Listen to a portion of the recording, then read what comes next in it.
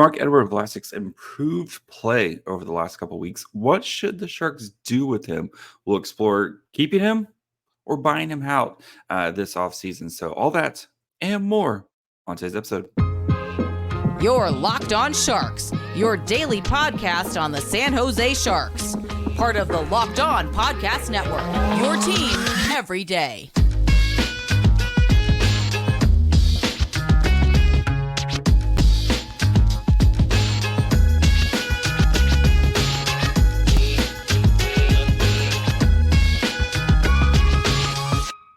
Hello, welcome to Locked On Sharks, the premier hockey podcast covering your favorite team in the Bay Area. My name is JD Young, contributor at San Jose Hockey Now, and I want to thank you for making Locked On Sharks your first listen. Probably part of the Locked On Network. We cover your team every day. If you want to be an everydayer, all you have to do is just follow wherever you get podcasts, or you can watch on YouTube as well. And today we're recording from a hotel as we're in the middle of the AHL All-Star festivities. So yeah, a little bit different setup. So sorry if the lighting's a little bit off, all that fun stuff. Doing the best we can here, but we're going to be talking about Vlasic and kind of the up and down nature to his season and exploring if the Sharks should keep him, what the team would look like next year along the blue line. And then also going to be exploring what would happen if the Sharks bought him out and kind of looking at where the Sharks would be at from that angle. So before we get into all that, I do want to let you know that today's episode is brought to you guys by Sleeper. Download the Sleeper app, use promo code LOCKEDONNHL to get a $100 match on your first deposit. Terms and conditions apply. See Sleeper's terms of use for details. So Marc-Édouard Vlasic, Steady Eddie himself, has had a very odd season this year. Right now, amidst some of the best play we've seen him this in a long time, to be honest, from Vlasic, at least offensively. But so far this year, he's played 29 games, has 5 goals, 1 assist for 6 points. Minus 11 if you're into plus minus, with 1547 time on ice. So Vlasic, who's kind of the past couple of years has, we've seen flashes of Vlasic play well. We've also seen plenty of times where we have, seen Vlasic play not as well. And I think this season kind of has been a lot of that, right? Vlasic, who was a healthy scratch for good chunks of the season, left the team recently, to kind of go deal with some personal stuff. We won't get into what the personal stuff is. You have the internet. You can probably go figure it out. But, this, I think, has been a very tough season for Vlasic. Just, on the ice, the team has been performing not great, right? We all know what the Sharks are right now. And then also with Vlasic having to kind of deal with stuff off the ice. And I've talked about it before, but I think as, we as fans, we talk about this with Zetterlund. We talk about this with a lot of players where, sometimes it's hard. We just expect these guys to kind of go out, do their thing, perform, and then, like robots. And it can be really hard when you're dealing with big off the ice issues. Couture talked about, in his rehab, he didn't think he was ever going to play in the NHL, just kind of getting through that mental block of, okay, like kind of processing those feelings and processing that and working towards that goal. And again, a little bit different situation with that's kind of around Vlasic. But again, kind of dealing with that outside noise, or not outside, off the ice issues, and having that kind of come in and affect your work performance, right? We've all done that at home, right? You have a bad day at home and then you go to work and then you have a bad day at work and it kind of snowballs, et cetera, et cetera. But though Vlasic, it's interesting if you kind of look at basically ever since the Christmas break, right? So he came back on his first game back was January 4th. And you can kind of point to that. He played against Montreal, his hometown Montreal. And you can kind of point to that of like seeing Vlasic really start to play well here recently. His time on ice has gone up. Even looking at the past few, since that time, his lowest time on ice is 17:23, and that was in a game against Anaheim that the Sharks won. Like, he was, again, there was games where he's playing 10 minutes a night, a couple games, 6 minutes a night, 3 minutes a night. Like, there was a lot of games in the low teens, at least for minutes for him. He had an 11-11 game, make a wish. But kind of since that time, I know Sharks have been dealing with some injuries along the blue line.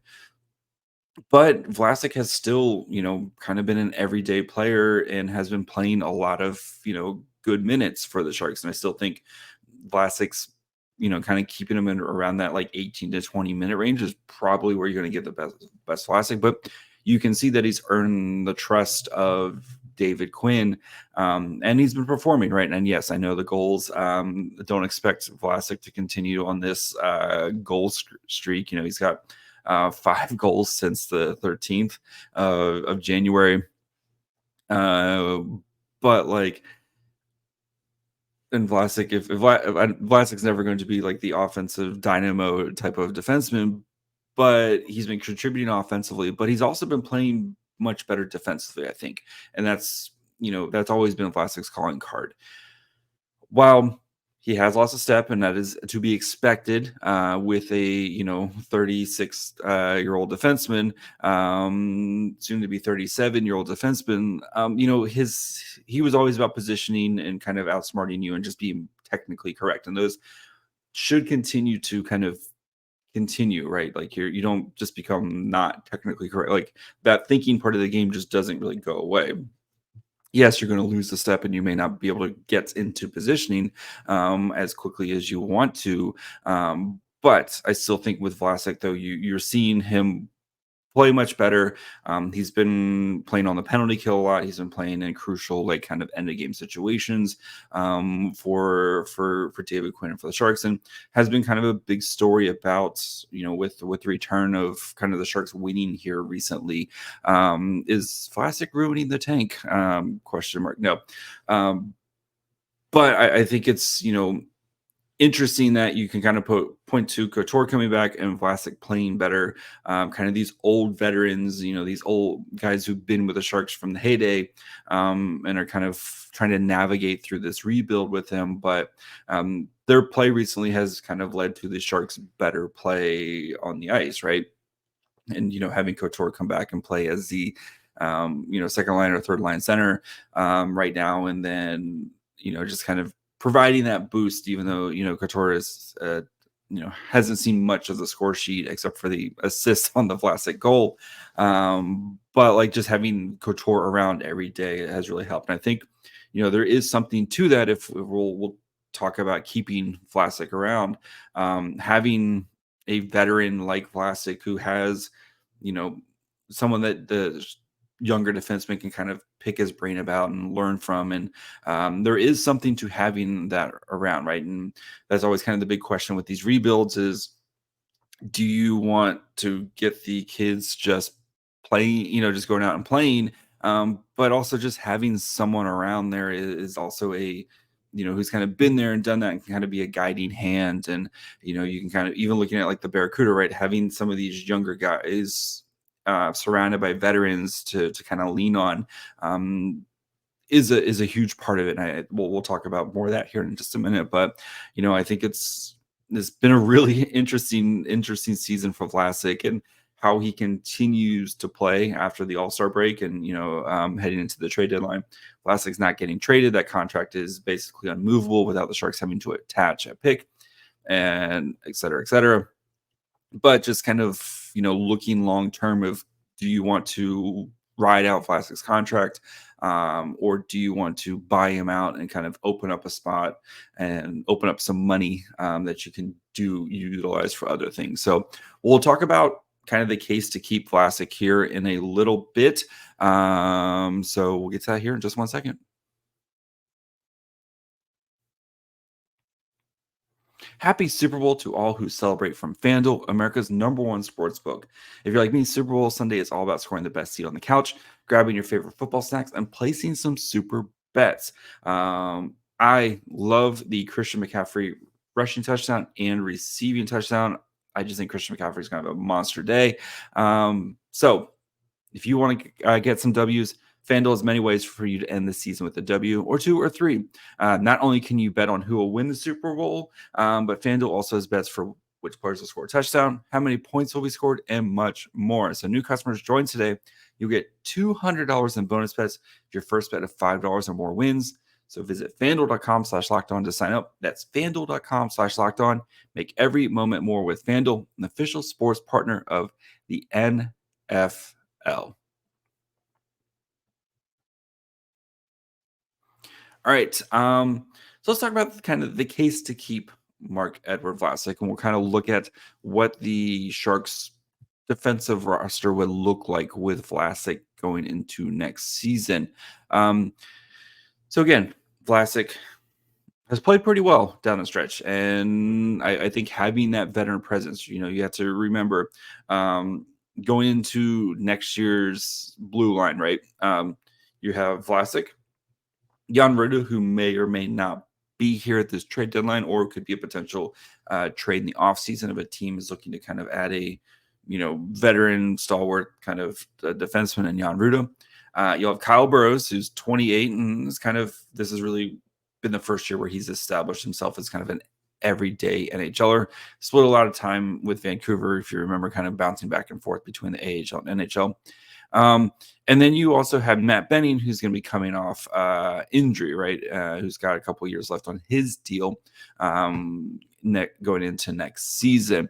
And then Mario Ferraro, of course, which is going to be a big question on if Mario Ferraro gets traded at the trade deadline. So they do have some veteran guys around, but none of them have ever been as good as Marc-Édouard Vlasic, right? Who David Quinn called a Hall of Famer. And, I do think eventually Marc-Édouard Vlasic doesn't mean he's a first ballot Hall of Famer, but I do think eventually Marc-Édouard Vlasic will see his name in the Hall of Fame. Then you have a lot of young players, right? A lot of them are RFA deals, and you can kind of figure things out from there. You have Kalen Addison, who's going to be an interesting decision. You have Nikita Okhotiuk, who will be around as part of the Timo Meier deal. Ty Emberson, who I know he's had kind of his dealing with some injuries this season, but I really, really enjoyed watching him play. And I think he's a long-term piece for the Sharks. Henry Thrun, who's played really, really well, especially coming back this season. And then you also have, of course, Shakir Mukhamadullin, who should be an opening night starter for the Sharks next season. And then you also have guys, Nikolai Knizhov, who kind of be in the mix as well. And then I think Artem Gurov could potentially start pushing for NHL time at some point, but I don't think next year is kind of, I assume you'll play NHL games next year, but again, you have a lot of young guys kind of in the mix here. So having a guy like Marc-Édouard Vlasic to kind of be that mentor role wouldn't be the worst thing in the world. Another thing to kind of keep in mind, Marc-Édouard Vlasic's salary. So he, going after this season, will have 2 years left at his $7 million salary, which would make him the third highest player on the Sharks. While I do expect the Sharks to be active in free agency, I don't expect them to be like blow the budget active in free agency, right? And they're going to have to resign some of their guys. They're going to have to kind of add a lot of pieces to the forward core, and I think they're going to be active in that department. Especially because Hurdle, Couture, Sturm, Zetterlund, Eklund are the only guys who are actually signed into next year. So Cunning's an RFA, Zadina's an RFA, but all the other guys are UFAs and could potentially walk this season. You're going to have to add some pieces in the forward court. I think that's where Mike Grier is going to be the most active, is trying to add pieces in the forward core. So you are going to have to spend some money, but I do look at kind of the Sharks cap situation. They're going to be, with a projected salary cap of 87.5. They're going to be about little under $50 million of cap hit. So they will have to kind of do some work to get to the salary cap floor. So having Vlasic's $7 million kind of be a placeholder for that isn't the worst thing in the world, right? Um, and if you're like me and you kind of just been ticketing that money to William Eklund, like it's not like that money is just going, like that. I assume that money is going to get spent at some point when Vlasic does eventually come off the books for some of their young players. But I think though with Vlasic, like yes, we if you do keep Vlasic, you're going to have to kind of continue to navigate this log jam of defensemen that they've been kind of been able to kind of juggle so far this year with timely or untimely injuries, however you want to put it, this year. But you're going to probably have to continue to play that game as you want to see guys like Thrun and Mukhamadullin and Emberson kind of continue to grow, but and earn more of that ice time. And Greer has very much been you need to earn your ice time type of GM, and Quinn has been that same way as well, right? He's not just going to give you your ice time, but I think having a guy like Vlasic who can kind of help these young guys, right? Thrun mentioned how much having Radim Shimmick in the AHL meant to him and kind of helped him propel him back into the NHL. Again, Vlasic, who has literally seen everything. He's seen everything except for the Sharks win a Stanley Cup, right? It's gone through playoff runs. It's been through kind of the wars of the NHL. Has played with some of the all-time greats and Joe Thornton, and has been, kind of has been there, done that. And I think having a guy like that is super valuable for some of these young guys, especially as, Vlasic is kind of in the twilight of his career.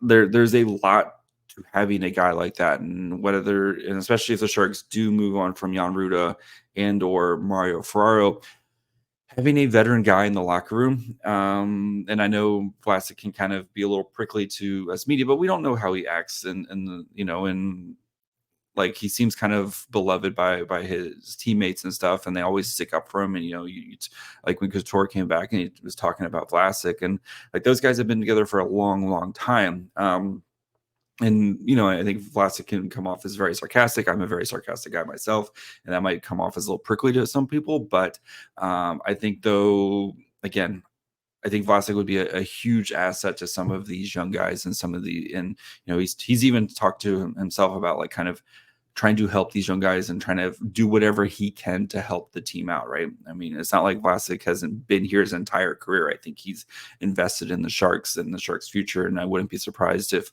once he retires, if he's doing something for the Sharks, or he goes and lives with a bunch of dogs out in the middle of nowhere. Those are, I think, his two options. So for Vlasic, if he continues to play well going down the stretch here, again, maybe not 5 goals in 3 week span. But if he continues to play well, he's kind of playing around that 20 minutes a night and has been good defensively, has been, kind of doing what is needed and kind of leading the way for the Sharks. I think it's a pretty easy case to continue to let him play in San Jose next year, and being that kind of veteran pillar, especially if there's pieces removed from the blue line, kind of being that veteran pillar for some of these young guys to lean on makes a lot of sense. So we'll dig into the case to maybe buy out Vlasic, what that would look like, and then what the blue line would look like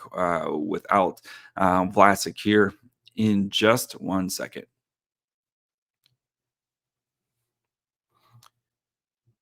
I know this season has been tough for Sharks fans as we've reached the halfway point, but regardless of the Sharks' current standings, I want to remind you that you can win big by playing Daily Fantasy Hockey on Sleeper, the official daily fantasy app of the Locked On NHL Network. Sleeper is our number 1 choice for daily fantasy sports, especially daily fantasy hockey, because with Sleeper, you can win 100 times your cash in daily fantasy hockey contests.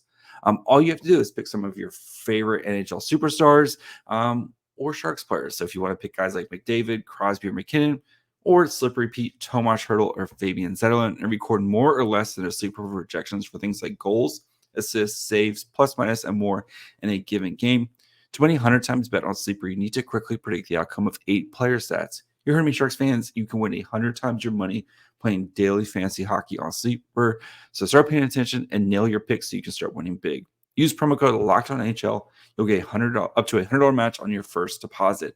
Terms and conditions apply. That's code LOCKEDONNHL. See Sleeper's terms of use for details and locational availability.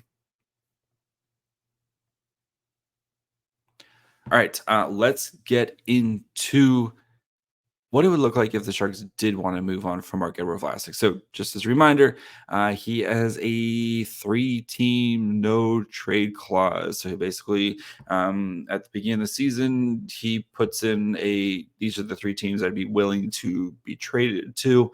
No questions asked. And there can be a lot of shenanigans with that where you can pick teams that are capped out or there's no way they'd ever take them. So basically makes it a no trade clause. So if the Sharks did want to try to trade him, he would have to approve basically any trade. And I just don't see a team taking on Vlasic's $7 million contract this season. So we'll just kind of assume that a trade is off the books, right? There's just not a realistic, I think, trade, especially, or if the Sharks want to retain. Remember, they have 1 retention slot left, thanks to Brent Burns and Erik Karlsson. So they have 1 retention slot left. So I don't expect them to kind of do that. If they wanted to buy him out this summer, I think the buyout date is June 15th. The start of the buyout date is June 15th. So here is how the cap would break down. So just as a reminder, with 2 years left, you spread the cap over 4 seasons, right? And the Sharks would get a little bit of a cap relief overall because of his contract where he is. I think they basically, it's a 2 to 3 buyout ratio because of his age. So you wouldn't eat the whole $14 million. You would actually eat, I think it's $11.3333 million. I think that's so you would get a little bit of relief long term. But if they were to buy him out this offseason, next year they would save $3.16 million. So he'd have a cap hit of 3.83. So on the Sharks books, and then the 25-26 season, he would have a cap hit of $4.833 million with a savings of 2.166. So that one's a little bit interesting because that's when we're starting to get into William Eklund territory, potentially Will Smith territory with their contracts. If Will Smith signs this right after his college season this year. And then the 27, 28 season, he would have $1.3 million on the books for those 2 seasons. So the case to buy him out is, yes, he has played well these past couple weeks, but it's not like we can't throw away the first half of the season where he was a healthy scratch, right? Healthy scratch a lot of times. And again, was playing, 13, 14 minutes a night.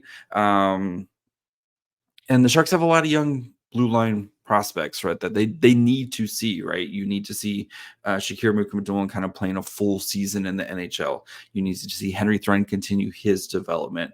Nikita Okhotyuk needs to kind of continue his development as well. Plus, you have Ty Emberson. Like, those are 4 blue liners who are all, under the age of 24 that you need to kind of continue to get those minutes. And that doesn't even include if they bring Kellen Addison back. All these guys are, going to be 24 by the start of next season. Or under, right?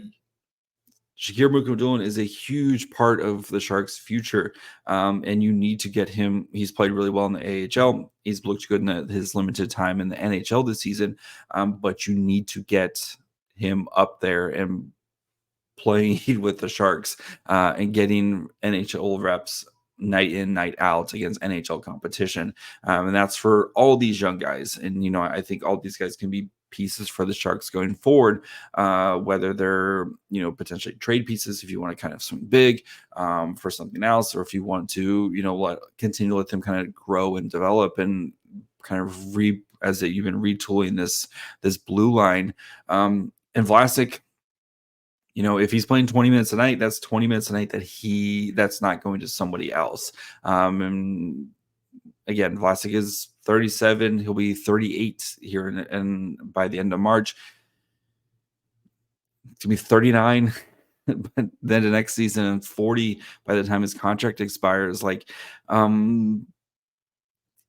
know exactly what Vlasic is, and yes, you're trying to win some games here, but wouldn't you rather win games with a much younger player that they're gaining valuable experience as they're continuing to grow and develop? And Vlasic has been a great Shark. It's these legendary kind of careers never typically end well, right? At some point, even Patrick Marleau, wasn't re-signed. These contracts just typically they tend not to end well, and I think there's big potential of that with Vlasic, especially if Vlasic reverts to what we saw at the beginning of the season, where he's playing, 15 minutes a night, 13 minutes a night, 11 minutes a night. You're putting stress on your young other guys who have to kind of make up for that, right? Those 60 minutes have to kind of get divided up, and putting Ferraro out there for 25 minutes a night is not a good idea, as we've seen, right? Poor Ferraro has been asked too much for too long, and giving if you are dressing Vlasic for 13 minutes, 15 minutes a night, again, then you're putting more stress on your other guys to have to kind of cover for him. So I do think there is going to be a very, very tough situation for the Sharks to kind of have to navigate through this. As of right now, if Vlasic kind of continues to play strongly the way he's played since kind of the Christmas break, he kind of continues to play with that, I kind of expect Vlasic to be back next season. If Vlasic reverts to the beginning of the season Vlasic, where, he's just kind of not the same guy, Quinn can't trust him, you're kind of playing him that, 15 minutes a night, I think then the Sharks are going to kind of have to really think about what to do with Vlasic in his future. And having that cap space would be kind of nice, especially where, looking at the blue line, there's going to be a lot of work to be done there. Not a lot of the prospects I think are ready, other than maybe Gushin and Bordelot, who I think will be fighting for NHL jobs next season, in training camp. But a lot of the other guys just kind of aren't quite ready yet to kind of take on it. So I think you're going to have to spend some money on the forward line, and maybe that $3 million that you save from Vlasic this year, that can help bring you in some middle of the lineup, but kind of third line guys, and help solidify that position as we at least that position group. That way you're kind of helping to insulate some of the young guys and not having to ask them to do too much too soon, right? And that's kind of been my career's MO, is having these young guys kind of earn it. So it kind of all ties together on what to do with Vlasic's money. So that's going to be it for me today. We'll be back tomorrow with something Sharks related. So make sure you guys are following wherever you get podcasts. And of course, you can watch on YouTube as well. You can follow the show wherever you get podcasts and on YouTube. I just said that. Follow the show on Twitter, Facebook, Instagram at Locked On Sharks. Follow me on Twitter at MyFryhole. Until tomorrow. Bye, friends.